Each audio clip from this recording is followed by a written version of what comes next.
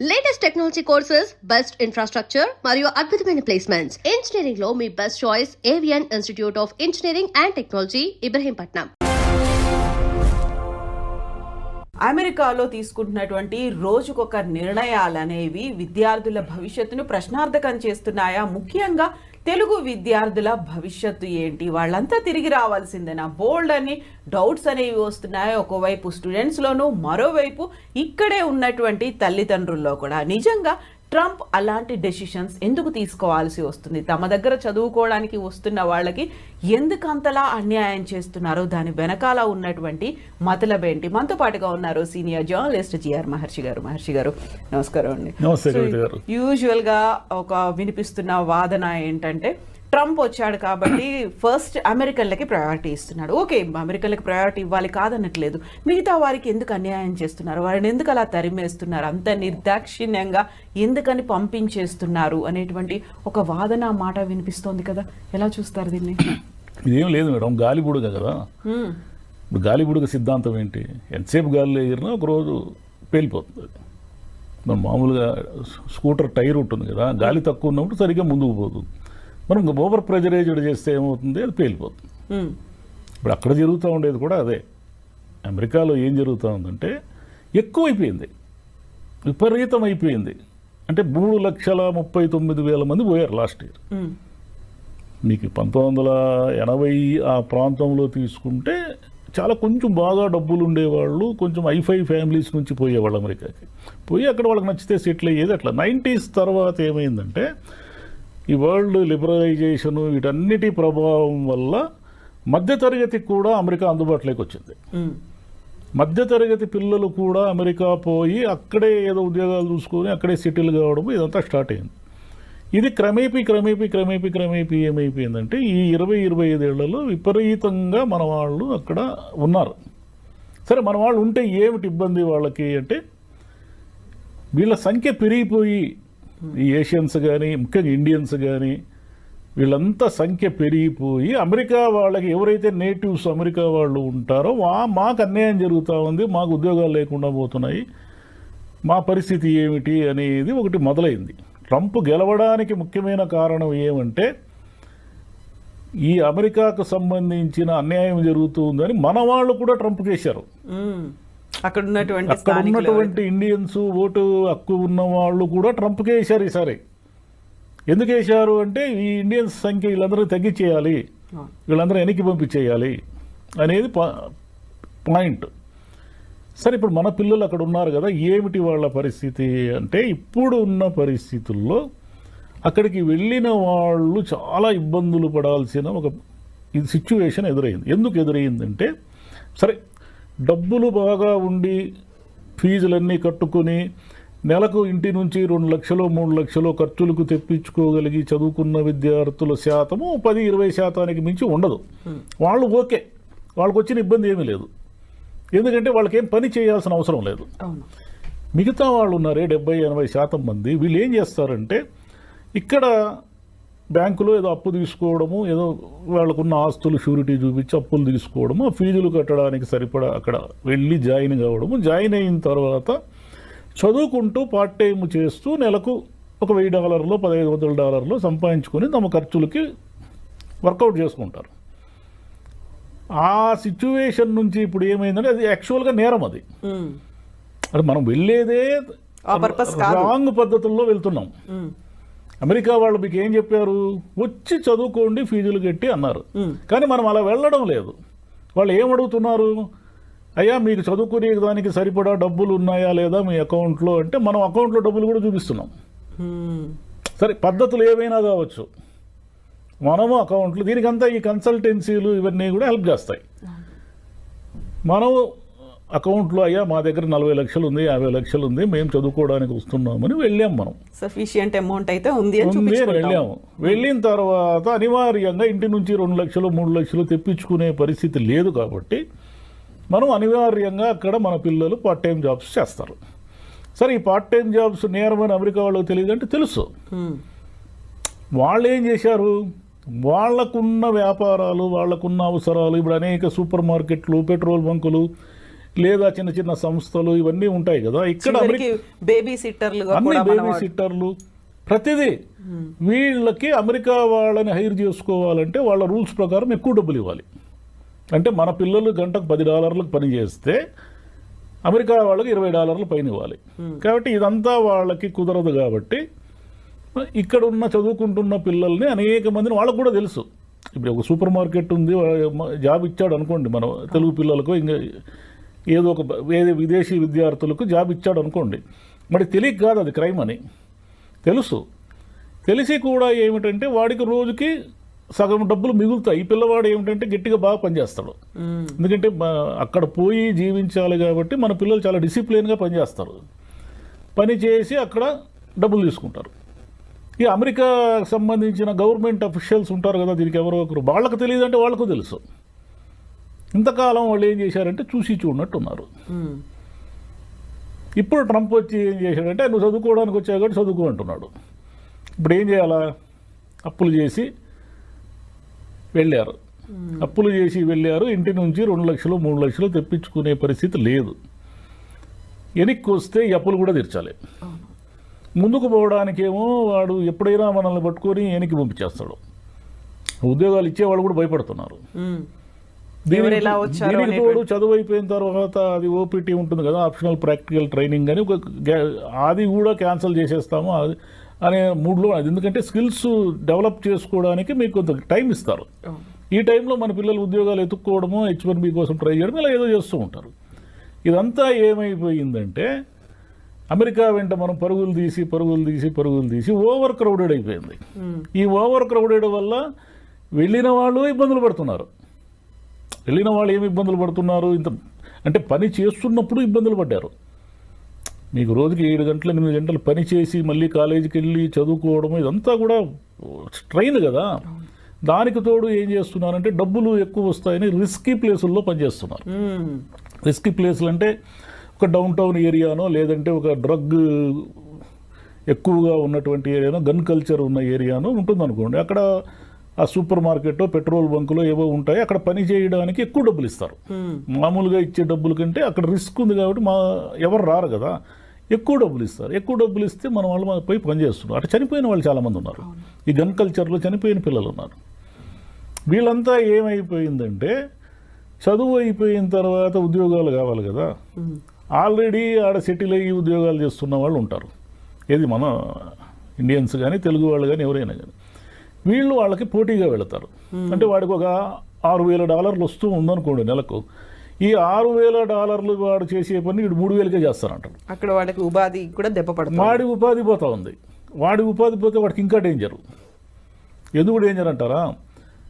వీళ్ళు ఏం చేస్తారంటే ఉద్యోగం వచ్చిన వెంటనే ఒక ఇల్లు కొనుక్కుంటారు.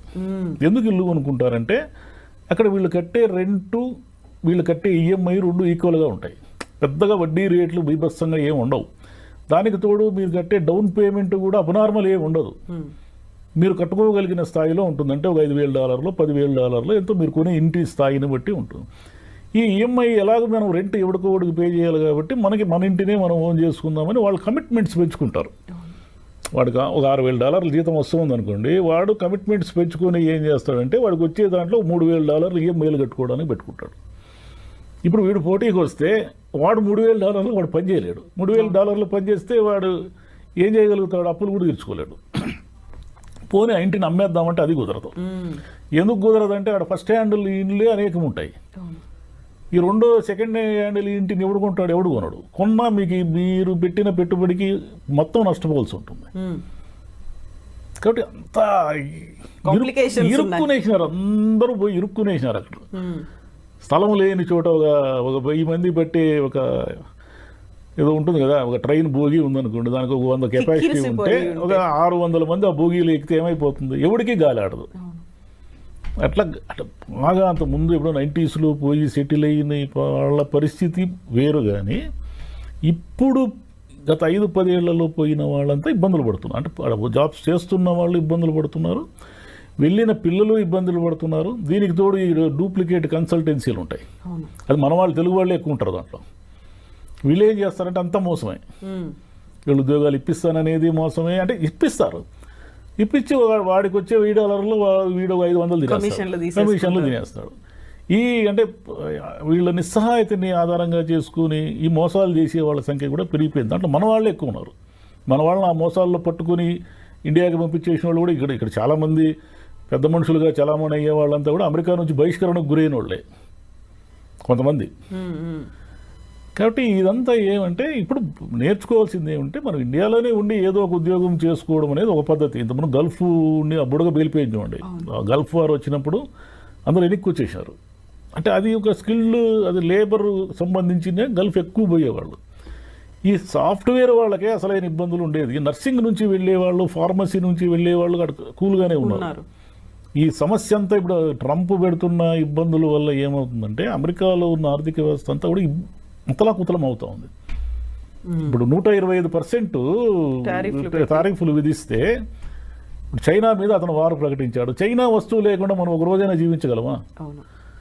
అసలు మన దేశంలోనే ఒకసారి ఊహించుకోండి మీరు. చైనా చైనా చైనా కదా, ఏ వస్తువు చూసినా చైనా ప్రోడక్టే ఉంది మనకు. ఇక అక్కడ కూడా అంతే, డాలర్ షాపులోనే ఉంటాయి. సింగిల్ డాలర్కి మన దగ్గర $100 ఏదో వస్తువు దొరికిన అన్ని వస్తువులు $100 ఉన్నాయి. అక్కడ డాలర్ షాప్స్ ఉంటాయి. ఈ డాలర్ షాపుల్లో సగం చైనా వస్తువులే ఉంటాయి. మరి వీటన్నిటినీ మీరు సుంకాలు పెంచి ఇవన్నీ చేయడం వల్ల అవన్నీ రేట్లు పెరుగుతాయి కదా. మీకు ఎగుమతులు మీకు ఎలాగైతే తగ్గిపోతాయో దిగుమతుల మీద వచ్చేవన్నీ కూడా రేట్లు పెరుగుతాయి. ఇవన్నీ రేట్లు పెరిగినప్పుడు వాళ్ళకి సహజంగానే అమెరికన్స్ ఏం చేయాలా, ఖర్చులు తగ్గించుకుంటారు. ఇప్పుడున్న ఆర్థిక వ్యవస్థలో అమెరికానే కాదు, ఏ దేశమైనా సరే ప్రజలు తమ ఖర్చుల్ని తగ్గించుకుంటే మునిగిపోతుంది. ప్రజలు ఖర్చు పెడతా ఉండాలా, డబ్బు చలామణిలోనే ఉండాలి. మనకెందుకు ఇన్ని ఈఎంఐలు అవి ఇవి డిస్కౌంట్లు అని ఇచ్చి అన్ని కొనిపించేది? మన దగ్గర రూపాయి ఉండకూడదు. మనం ఎప్పుడు అప్పుల్లోనే ఉండాలి, నెల నెల బిల్లులు కడుతూనే ఉండాలి. మనం ఇంత మునుపు మీరు గమనిస్తే 20-30 ఏళ్ల క్రితము పొదుపుకు సంబంధించిన అడ్వర్టైజ్మెంట్లు వచ్చేటివి. పొదుపు చేయండి, పొదుపు శ్రీ మహాలక్ష్మి ఏదేదో అనేవాళ్ళు కదా. ఇప్పుడు ఎవరు అనడం లేదు, గమనించండి మీరు. పొదుపు అనే అడ్వర్టైజ్మెంట్ పొరపాటున కూడా రాదు. డబ్బులు ఖర్చు పెట్టించే అడ్వర్టైజ్మెంట్లు 100 ఉంటాయి.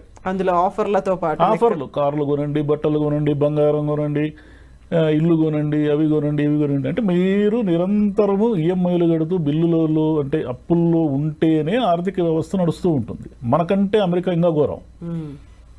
అమెరికాలో ఏంటంటే నిరంతరం డబ్బు చలామణి జరుగుతూనే ఉంటేనే వాళ్ళ ఆర్థిక వ్యవస్థ నిలబడుతుంది. అంటే ఈ విషయాలన్నీ ట్రంప్కు తెలియవంటే తెలుసు. అతను ఏదో అమెరికాని మళ్ళీ గ్రేట్ చేయాలనేది నినాదం పెట్టుకున్నాడు కదా. ఆ నినాదం పిచ్చి బట్టి అతనికి ఇవన్నీ చేస్తున్నాడు. ఇవన్నీ చేయడం వల్ల వచ్చేది ఏమిటంటే అమెరికా వాళ్ళు ఇబ్బందులు పడతారు, మన వాళ్ళు అంతకంటే దారుణంగా ఇబ్బందులు పడతారు. ఇప్పుడు మన విద్యార్థులందరినీ కూడా పంపించేస్తున్నారు చిన్న చిన్న కారణాలతో. అంటే మీరు పొరపాటున డ్రైవింగ్ తప్పు చేసి మీ మీద ఒక చలానా ఉన్న టికెట్ ఉన్నా కూడా మీరు శిక్షార్హులే, మీరు వెళ్ళిపోయిన ఇంటికి 15 రోజుల్లో అంటున్నారు. అంటే ఏదో కోర్టులు అవి ఇవి నడుస్తున్నాయి అనుకోండి, ఈ 3 ఏళ్ళు కష్టమే వాళ్ళకి. ట్రంప్ని వాళ్ళే ఏరుకోరి ఎందుకు తెచ్చుకున్నారు? ఆయన ఏదో మా అమెరికాని మార్చేస్తాడని తెచ్చుకున్నారు. ఇప్పుడు వీళ్ళందరూ లేకపోతే వాళ్ళ వ్యాపారాలు జరగవు. ఈ భారతీయ విద్యార్థులు కావచ్చు, చైనీస్ కావచ్చు, చాలామంది కొరియా వాళ్ళు, వీళ్ళంతా విపరీతంగా ఉన్నారు కదా అక్కడ. వీళ్ళందరూ లేకుండా $4,380 కోట్ల వచ్చింది అమెరికాకు ఆదాయం కేవలం విద్యార్థుల వల్ల, విద్యార్థులు ఫీజులు కట్టడం వల్ల. మరి ఇదంతా ఆదాయమే కదా. అసలు వీళ్ళంతా లేకపోతే ఆడున్న యూనివర్సిటీలు సగం మూసేస్తారు. ఎక్కడున్నాయి ఆడ? వీళ్ళు మన పిల్లలు, విదేశీ పిల్లలంతా చేర్చేనే కదా అమెరికాలో అన్ని యూనివర్సిటీలు నడుస్తున్నాయి. మరి వాళ్ళంతా ఏమైపోవాలా? కాబట్టి ఇదంతా ఒకరినొకరిని చుట్టుకునేసింది. అందరూ చక్రవ్యూహంలో ఇరుక్కున్నారు పోయి. ఈ ట్రంప్ మరి తగ్గినట్టే కనిపిస్తున్నాడు. తగ్గితే మంచిది. కానీ ఇంకే అమెరికా బుడగైతే పేలిపోయింది. ఇంక పల్లెల్లో కూర్చొని మావాడు అమెరికాలో ఉన్నాడు, మా అమ్మాయి అమెరికాలో ఉంది. ఇప్పుడు మీరు ఏ పల్లెటూరు కన్నా పోండి, ఒక 25 మంది పెద్దవాళ్ళు కనిపిస్తారు అమెరికా చూసి వచ్చిన వాళ్ళు. ఒకప్పుడు అమెరికా ఏ దిశలో ఉందో కూడా ఎవరికి తెలియదు. ఈరోజు మీరు ఏ పల్లెటూరులో అయినా అడగండి, ఆ పల్లెటూరులో 10 మంది అమ్మాయిలు అబ్బాయిలు అమెరికాలో ఉంటారు. ఆ ఊరిలో ఉన్న పెద్దవాళ్ళు, ముసలి వాళ్ళు కూడా అమెరికాని చూసి వచ్చిన వాళ్ళు అనేక మంది ఉంటారు. ఎందుకంటే ఇప్పుడు పిల్లలకి ఏదైనా పురుడు, డెలివరీలు ఇవన్నీ అయినప్పుడు అక్కడ ఖర్చులు భరించలేరు కాబట్టి యాక్చువల్గా వీళ్ళు పోయేది అసిస్టెంట్లుగానే, హెల్త్ అసిస్టెంట్లుగానే పోయేది మనము. కానీ మనం ఏదో చెప్పుకుంటూ ఉంటాం అమెరికా పోయించినాం అని. కాబట్టి ఈ డాలర్స్ డ్రీమ్ అనేది బుడగా అయిపోయింది దాని పని. ఈ అయిపోయిందనే దాన్ని గుర్తించి ఇంక డబ్బులుంటే పోండి, మీరు ఉద్యోగం చేయండి, లేదంటే వెనక్కి వచ్చేయండి, ఏమైనా వీళ్ళు వెళ్తారు కదా, 3,30,000 మంది వెళ్ళారు కదా, వీళ్ళలో 20,000 మంది కూడా వెనక్కి రారు. 3,30,000, 3,15,000 మంది ఆడే ఉండాలనుకుంటారు. ఎక్కడున్నాడు స్పేస్, మీకు ఎక్కడుంది జాబ్స్, ఎక్కడున్నాయో లేదు కాబట్టి అది మీరు వెనక్కి రాలేరు. ఎందుకు రాలేరంటే ఇక్కడ ఉన్న కమిట్మెంట్స్ కోసం వెనక్కి రాలేరు. పైగా అక్కడ అలవాటు పడితే కూడా కష్టమే. ఎందుకంటే మీకు ఆ సివిక్ కమ్యూనిటీస్ కానీ, ఈ ట్రాఫిక్ కానీ, ఇదంతా ఒక సిస్టమ్ ఉంటుంది కదా, మనకు సిస్టమ్ ఉండదు ఇక్కడ. కాబట్టి ఆడ డ్రైవ్ చేసేవాడు ఈ డ్రైవ్ కూడా చేయలేడు, ఈ ట్రాఫిక్ తట్టుకోలేడు వాడు. ఏదో న్యూయార్క్ లాంటి నగరాలు మినహాయిస్తే మిగతా ఊర్లు ఎక్కడ కూడా పెద్ద ట్రాఫిక్ ఇవన్నీ ఏమి ఉండవు కదా. కాబట్టి అక్కడున్న సౌకర్యాలకు అలవాటు పడి అమెరికా వదిలి రావాలనిపించదు. అక్కడ ఉండాలంటేనేమో ఈ నిరంతరం స్ట్రగులు, చాలా ఇబ్బంది, అంటే ఏమంటారు, స్ట్రెస్ గురవుతున్నారు పిల్లలంతా కూడా. కాబట్టి ఇక మీద డబ్బులు ఉండేవాళ్ళు పోండి, ఇంటికాడ 40 లక్షలు 50 లక్షలు అప్పులు చేసిపోతే మాత్రం ప్రమాదాన్ని కోరి తెచ్చుకున్నట్టే. వీళ్ళు పోయి వాళ్ళకు కూడా ప్రమాదం చేస్తున్నారు. ఆల్రెడీ ఆడ ఉండి ఉద్యోగాలు చేస్తుంటారే వాళ్ళు కూడా ఇబ్బందులు పాలైపోతున్నారు. వీడు ఒకడే కదా, వీడు బతకాలి కాబట్టి వీడు ఏం చేస్తాడు, 6,000 రూపాయల $1 జీతాన్ని 3,000కే చేస్తాడు. వీడికి సర్వైవల్ కాబట్టి. వాడేమో ఆల్రెడీ కమిట్మెంట్స్కి ఫిక్స్ అయిపోయి ఈ జీతం నాకు వస్తుందేమో అనే భ్రమలో ఉంటాడు. వాడికి ఆ జీతం పోయిందంటే ఆ కమిట్మెంట్స్ అని వాడెప్పుడు తీర్చుకుంటాడు. అంటే వాళ్ళు అందరూ ఈ సర్కిల్లో ఇరుక్కునేశారు. దీని ఇదోడు అదనంగా ట్రంప్ వచ్చాడు. ఆల్రెడీ బ్యాడ్ వెదర్ స్టార్ట్ అయింది, ట్రంప్ వచ్చి అదనంగా వచ్చి రిసెషన్, ఈ సుంకాలు, ఈ గోలంతా పెట్టి తెచ్చిపెట్టేశాడు. కాబట్టి ఇంకా అమెరికా అనేది డ్రీమ్ కాదు, అమెరికా అనేది ఒక రకమైన పీడకల. ఇంకా పోతే లేదు మేము పోతాము అమెరికాలోనే, ఏమైనా సరే డాలర్లు తెచ్చుకుంటాము అని అనుకుంటే 10 మందిలో ఒకడు కూడా సక్సెస్ అయ్యే పరిస్థితి లేదు ఇప్పుడు అట్ ప్రజెంట్. వేరే సాఫ్ట్వేర్ కాకుండా వేరే విభాగాల్లో పోయిన వాళ్ళు ఓకే, కానీ వాళ్ళు లేరు కదా ఎక్కువ. ఈ నర్సింగ్లోనూ అంతా ఈ సాఫ్ట్వేర్లోనే నడుస్తూ ఉంది అంత చుట్టూ. సో ఎందుకు వెళ్తున్నారు, ఎలా వెళ్తున్నారు చూసుకోవాలి, ఒక సక్రమమైన పద్ధతి. అందులో వాళ్ళు అమెరికన్లు ట్రంప్ ఏం ఆంక్షలు ఎందుకోసం పెట్టారనేది కూడా మనం అర్థం చేసుకొని ఆలోచన చేయాల్సిన అవసరం ఉంది. ఏం ఆలోచన చేయరు. ప్రతి వాళ్ళకి డాలర్లు సంపాదించాలని కోరుకున్నప్పుడు ఎందుకు ఆలోచిస్తారు? మనం సక్సెస్ అయ్యి వస్తామేమో మనకు తెలియదు కదా. ఇదే ఉంటుంది. అంటే గవర్నమెంట్ విధించే, అంటే ప్రభుత్వాలు మారినప్పుడు ఇలాంటి ఉపద్రవాలు వస్తాయి. వీటికి తట్టుకొని నిలబడే వాళ్ళు ఉంటారు, నిలబడలేని వాళ్ళు వెనక్కి రావాల్సింది. వాళ్ళు బలవంతంగానే పంపిస్తారు, మనం సర్వైవ్ కాకుండా వెనక్కి వస్తాము. ఆ ట్రాన్సిషన్ పీరియడ్ని అర్థం చేసుకోగలిగితే బెటర్, లేకపోతే ఇంకా కష్టాలే. ఇక్కడ తల్లిదండ్రులకు కూడా కష్టాలే. అవును, పాపం వీళ్ళు ఏవో ఉన్న ఆస్తులు అవి ఇవి తాకట్టు పెట్టి పంపిస్తారు కదా. వాళ్ళకేమో ఇంటికి పోతే, ఖాళీ చేతులతో ఇంటికి పోతే అమ్మా నాన్న ఏమనుకుంటారు అని, వీళ్ళేమో మా పిల్లలు అమెరికాలో ఉన్నారని ఇక్కడ అది ఏమంటారు, అది ఆనందంగా చెప్పుకొని తిరుగుతూ ఉంటారు. అమెరికా నుంచి వాడు ఖాళీ చేతులతో వచ్చాడంటే వీళ్ళు షాక్ అయిపోతారు. ఈ చిన్న ఎమోషనల్ సమస్యలన్నీ ఉన్నాయి దీంట్లో. Yes, Maharshi garu. Thank you so much, sir. Thank you. Thank you. Thank you.